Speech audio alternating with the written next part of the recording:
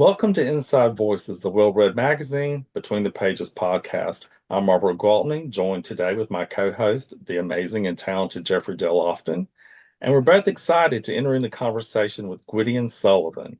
Welcome, Gwydion. Hi, thanks. We're happy to have you. So before we get started, Gwydion, I'm going to share a little bit about you with our listeners. Gwydion Suilebhan is a cultural critic, essayist, and playwright. A lifelong arts advocate, he serves as both the executive director of the Faulkner Foundation and the project director of the New Play Exchange, the National New Play Network. A founding member of the Welders, a Helen Hayes Award-winning playwrights collective in Washington, D.C., Suilebhan previously held the position of director of brand and marketing for Woolly Mammoth. Earlier in his career, he worked as a brand and communications consultant for arts and cultural organizations. Suilebhan currently serves on the board of the Alliance for Jewish Theater. From 2017 to 2020, he was a member of the Council of the Dramatists Guild of America. He speaks widely on the intersection between arts and technology in the 21st century. Jeffrey? Gwydion, we're so happy you could be here with us today. And Inside Voices has been around for a little over a year now, and Robert and I have featured, for the most part, fiction authors during this last year. But we're committed to covering all things literary, highlighting all things literary. And so you describe yourself as an essayist, a playwright, and a cultural critic.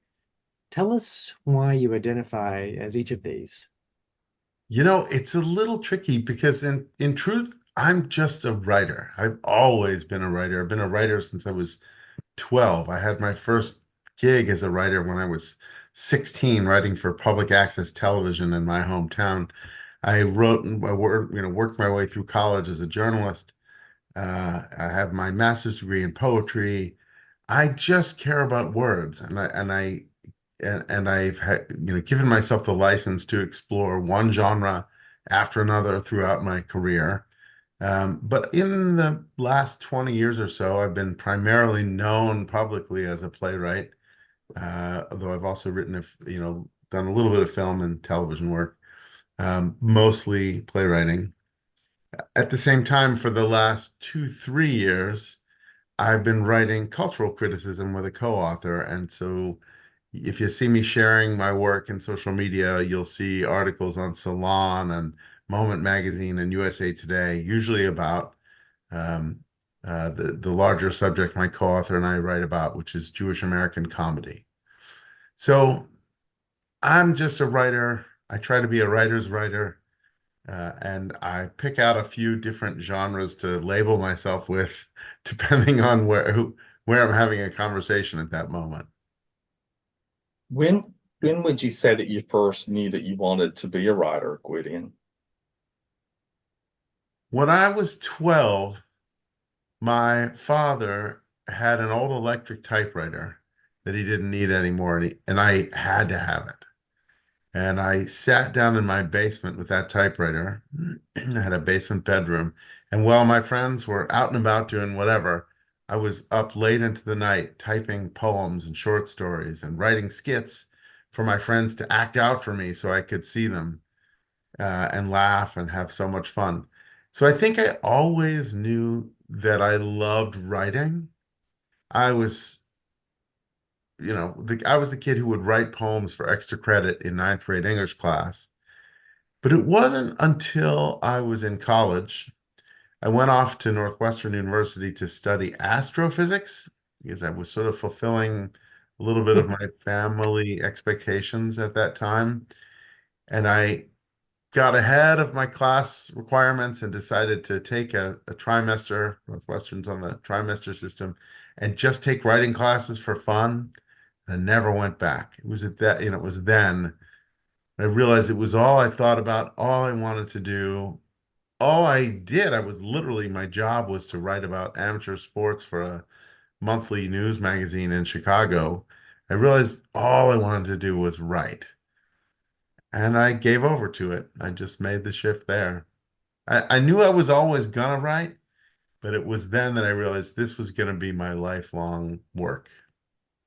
You know So, that so you were 12 years old when you were just getting started, and you would write plays for your friends. Were your friends also writers? Did they think that that was a little strange that they were doing performances written by their friend? No, it was just a lark. It was fun, but I will say that my primary co-author now is someone I've known since I was 7. So he and I still work avidly all the time on almost everything we do. We do we do together, or almost everything I do with him these days. were Uh, you writing when you were 7 years old? Did you start writing even that early? no, I don't think at 7. I think at 7 it was still the things any 7-year-old does, playing with cars and Legos and jigsaw puzzles. And I'm 55, so it's been a while. I'm not sure I remember everything I did at 7. Gwydion, that typewriter, I think, is there more of a story about that typewriter? I know that you wanted it. It represented something for you. But is there something about it that other than the fact that it represented writing and it belonged to, someone you loved, is there anything else about that typewriter? And do you still have it? That's such an amazing question because I've never thought about it in that way. I don't still have it, sadly, though anyone watching the video here could see a typewriter over my shoulder that's an antique I collected a while ago. But I think it was important to me that it was my father's. It felt like growing up. It felt like my father was giving me a little bit of his own power to create characters and to express himself in the world. Hmm. I hadn't considered that until this moment. Hmm. So thank you for that. Wow. I find it remarkable,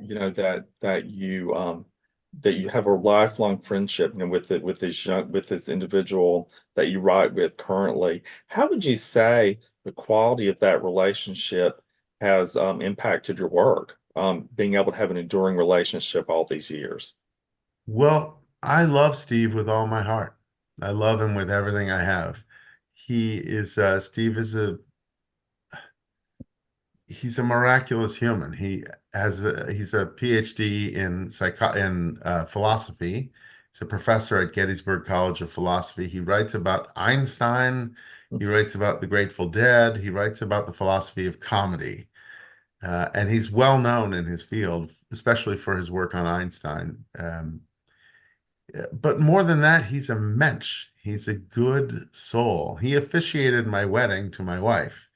And he also worked tried his hand at stand-up comedy. This is not a person who's afraid to try new things. So because the foundation of our creative relationship is rooted in almost 50 years of love, um, it makes everything easier. We don't have a lot of ego around each other. We've seen each other in highs and lows and joys and struggles. And so when we write, we're always writing together. If we ever disagree about something, we sort of argue toward a conclusion rather than against one another. We argue like a philosopher would argue.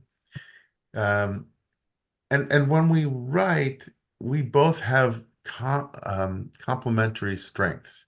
Steve is an amazing researcher, and he has this gift of being able to generate a first draft in no time. Whereas I'm really good with structure, the structure of an essay or of a chapter or of an article or of our book, and with um, turns of phrase, with the words. So ultimately, it's not true chapter by chapter, but if you had to take a sort of statistical analysis, at the end of the day, something like 75% of the ideas are his and 25 are mine, but 75% of the words are mine and the 25% are his. Really, we can't draw a line between where his brain stops and mine doesn't. Whatever's done at the end is done by us, and we don't really It doesn't matter who wrote what or who thought of what. It's just one big stew.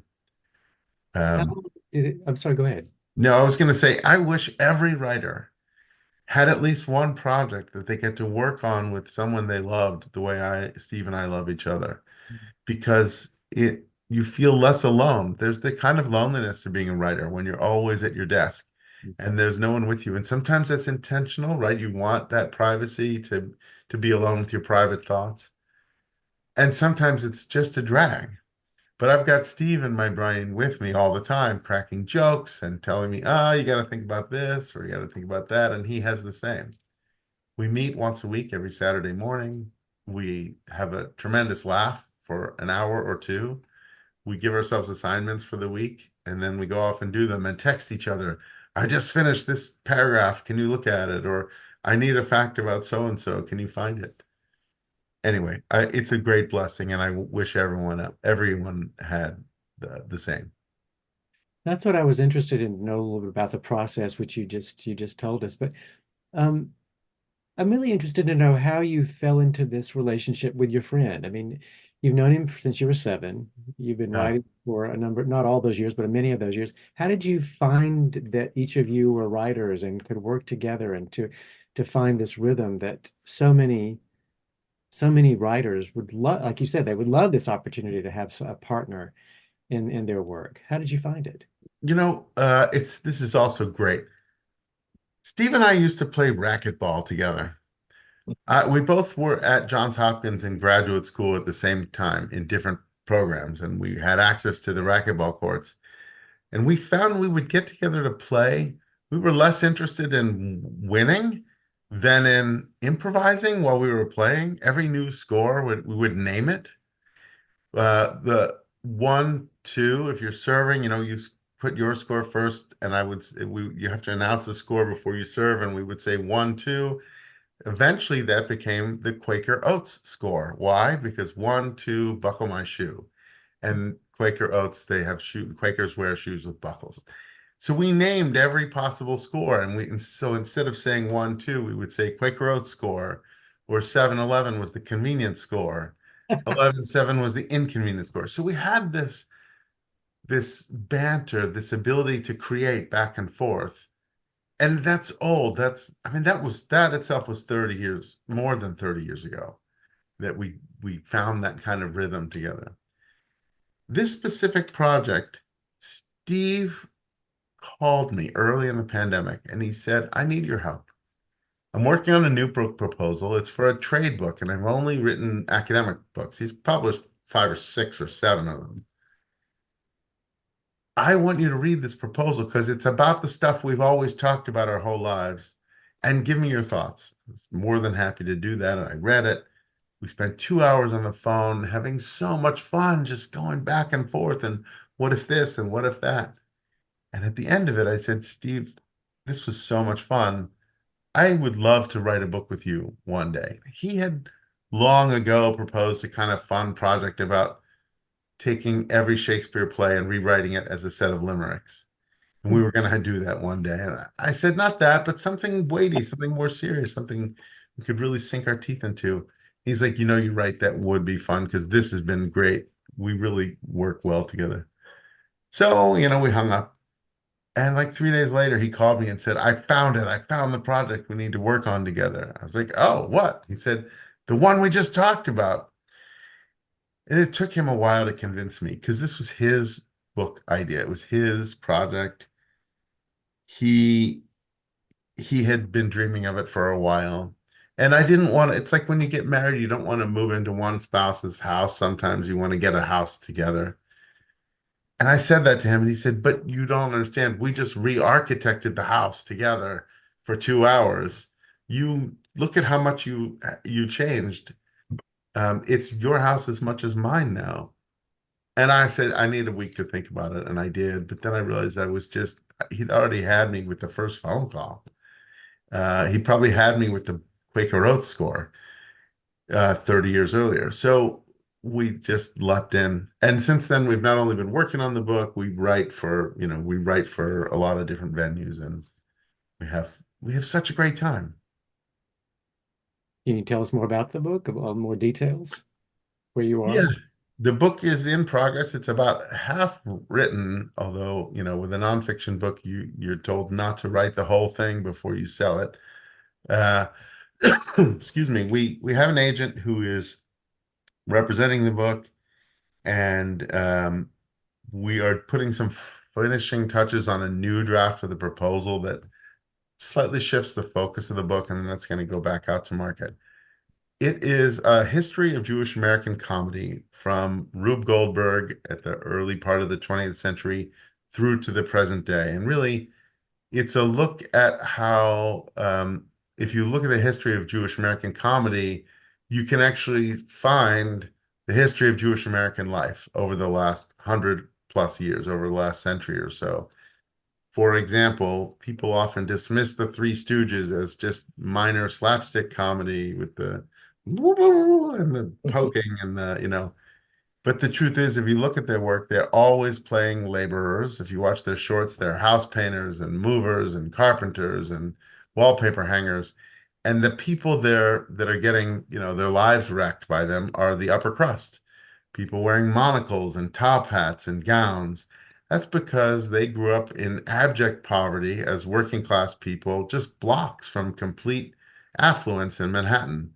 And the system was really rigged against Jews to actually participate in the American dream. So they made a kind of comedy that expressed their frustration with the class system. And once I say that, that's obvious to everyone. They're like, "Oh, that makes perfect sense."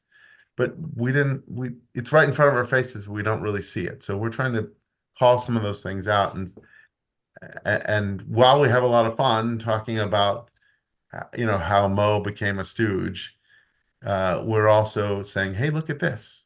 There's a lot to see here. That's the book. And it goes all the way, to Randy Rainbow from Eddie Cantor. Mhm. Oh, Gwydion, a little bit about your body of work, as a playwright. What can someone expect from a Gwydion Sullivan play?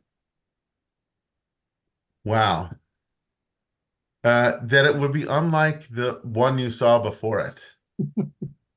Because I'm not really, I don't have a style as a playwright. I do as a prose writer. But as a playwright, for me, every subject dictates the form that it wants to be in. So I've got really experimental, participatory, immersive theater work, and I've got traditional dramas with big characters and two acts and uh, uh, you know, high stakes and that sort of thing. I've got comedy, I've got low comedy, I've got dark comedy, I've got uh, sort of structurally interesting one play that runs backward in time every scene until we get back to the sort of origin moment. So yeah, innovation, I suppose, would be the thing to Russian. I expect. like that. Yeah. What about your research process? I mean, you're writing about such a big, I mean, these are big ideas, it's a whole cultures. How do you do research? What is that like? Well, mostly I outsource the research to Steve because he's so good at it. But truthfully, when you're writing research about comedy, it's a lot of watching comedy. Mhm. I was watching earlier this morning Tiffany Haddish's Black Mitzvah stand-up special, which I've watched before, but I'm writing about her right now, so I needed to remind myself about parts of it.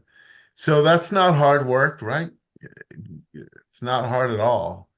But if we get called upon to write, like we get called on to write the obit for Ivan Reitman when he died.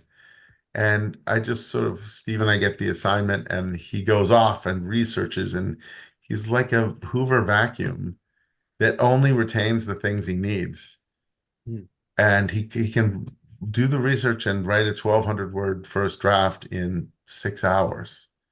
And then or he writes like 1,700 words because he's a philosopher and it's all expansive. And then I take that and make the 1,000 word piece we have to submit to our editor. And usually I'll find three holes and say, you need to find this or that or this, and Steve will do it. Yeah. So comedy. What makes you laugh, Gwydion? Wow. Um, well, I would rather answer who makes me laugh. Yeah. Steve obviously makes me laugh. My other friend who I've known since I was 7, as has Steve, Andrew, he makes me laugh a ton too. We just have senses of humor that are just they're 48 years old. That we've laughed at the same things. My brother also makes me laugh. My late brother, he really made me laugh. No one ever made me laugh quite like my late brother. Um, and my wife makes me laugh too. I'm lucky in that way. So it's really laughter for me is a social phenomenon. When I'm alone, I don't really laugh. I'm amused and I find myself smiling more than laughing. But when I'm with someone else, it's like something unlocks in me and I have permission to really let it fly and really laugh hard. So Gwydion, you've referenced your friend and your family, your community support system. Along with being an artist, you also support other artists as director of Penn Faulkner. Talk about that organization and your role. Yeah, I will say, like, really, my entire career, all the things I've done for work outside of the things I've done for art really stem from a place in my heart where, as a writer, I believe that makes me a member of a community of writers. And because I'm a member of that community, I have an obligation to serve it, to do what I can, as I hope everyone else is doing, as you two are doing right here, right now with me. Uh, so the jobs I've held over the years have all been about service to writers in one genre or another. As the executive director of Penn Faulkner, I steward the organization, which is, if I may brag for a moment, one of the most important literary nonprofits in the United States, with a mission to champion the breadth and power of fiction in America. So what does that mean on a daily basis? It's a lot of different things. It means um, negotiating new health insurance contracts every year and dealing with accounting and hiring and employee manuals and legal matters and filing taxes. But it also means having relationships with writers and uh, making sure that we as an organization are doing what we can to build a sort of robust, vibrant ecosystem for writers in our corner of the world. Making sure that writers have professional development opportunities and that we shine a light on and amplify voices, all voices everywhere. I consider myself a steward of Penn Faulkner. I've got the reins for now. People had it for 39 years before me, and I've had it for 5. People will have it after I'm gone. So I just want to leave it better than I found it. Gwydion, you use some of the Penn Faulkner resources to take authors into schools to, promote literacy. Will you tell us more about going into schools and why that you think that's important? It's so important. This is actually, people think of us as the organization that gives out the Penn Faulkner Award, which of course we do, as well as the Penn Malamud Award for excellence in the short story. And we also hold public literary programs that people, come to see us have 3 authors in conversation um, about a subject. But the largest piece of what we do is bringing donated books and free author visits and writing instruction into DC schools. We only work in the Title I and targeted assistance schools, the schools that need the most help. And the signature program, the one you're asking about, is called Writers in Schools. This is where we put out an educator catalog twice a year with a list of books and authors with whom we have relationships. And the educators we work with will say, I'm interested in this author on any one of these dates. We make that happen. We then give every student in the class a copy of that author's book. The class has a month or so to read the book and talk about the book and dive into it. And then the author comes and does a talk with that 7th grade class, 3rd grade class, 12th grade class. And at the end of that conversation or that work session, they sign everybody's book. So for those students, many of them, this is the first book they've ever owned, right? And it's not only just a book, they've met the person who wrote it, who assigned it, and it becomes this token, this promise that they too get to be part of the literary world, because we focus immensely on representation. The authors who go into the schools, the characters in the books those authors have written, the stories, they resemble the lives of the students who we are working with. So people, these young people get to see themselves and their lived experiences reflected in literature. So it's not just, here's a copy of Homer's Odyssey, do what you can with it.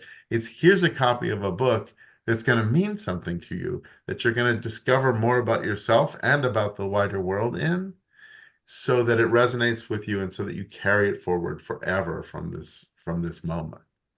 And it's pretty profound. So we might come in 4th grade, and then they see us again in 8th grade, and then they see us in 11th grade. And by the end, they've got a shelf of books, and they've met 3 authors. I mean, how many authors have most of us met, or had most of us met by that age? Yeah. And they're like, wait, I too can participate in literary culture. Not some may think of themselves as writers, but as readers, as participants in this amazing, glorious thing that we all live our lives in. Mm. Yeah. So, Gwydion, we're getting close to the end of our time, but if individuals who are listening would like to become involved or support Penn Faulkner, how might they go about finding out more information? We need all the help we can get. We are, a small literary nonprofit. You can visit pennfaulkner.org, Penn, P-E-N, Faulkner, like the writer. In fact, that's who we're named after, .org. Sign up for our email list. And it's not hard to find my contact information on the website. I don't mind hearing from anyone, especially if you want to support us. We really do welcome everyone. Gwydion, it has been a pleasure. Thank you so much for taking the time to sit down and talk about your life as an artist and in the world of nonprofit. We certainly do appreciate it. You two are wonderful. Thank you so much for having me. Gentle listeners, until next time, for Inside Voices, I'm Robert Gwaltney.